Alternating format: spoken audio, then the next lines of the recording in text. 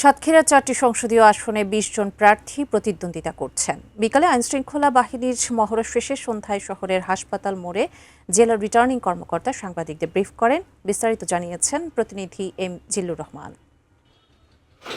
আসন্ন ত্রয়োদশ জাতীয় সংসদ নির্বাচনের সকল প্রস্তুতি ইতিমধ্যে প্রশাসনের পক্ষ থেকে সম্পন্ন হয়েছে। সাতক্ষীরার পুলিশ সুপার আরেফিন জুয়েল জানিয়েছেন, জেলায় 11,183 জন আইনশৃঙ্খলা বাহিনীর সদস্য দায়িত্ব পালন করবেন। প্রতিটি কেন্দ্রে 13 জন আনসার সদস্য, 2 জন পুলিশ, গ্রাম পুলিশ 1 জন, মোট 16 জন করে প্রতিটি কেন্দ্রে দায়িত্ব পালন করবেন। এর মধ্যে অস্ত্রসহ থাকবেন ঝুঁকিপূর্ণ কেন্দ্রে 5 জন এবং সাধারণ কেন্দ্রে থাকবেন 4 জন। জেলার 4টি আসনের 609টি কেন্দ্রের প্রতিটি কেন্দ্রে সিসি ক্যামেরা বসানো হয়েছে।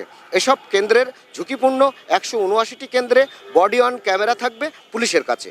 এর মধ্যে দায়িত্বরত পুলিশের 59টি অনলাইন ক্যামেরা এবং 120টি অফলাইন ক্যামেরা রয়েছে। সব মিলে সাতক্ষীরার আইনশৃঙ্খলা বাহিনী এখন পর্যন্ত যে চলমান অবস্থায় আছে তা সন্তোষজনক। তবে নির্বাচন পূর্ব মুহূর্তে কী হবে এখনও সেটি বলা যাচ্ছে না।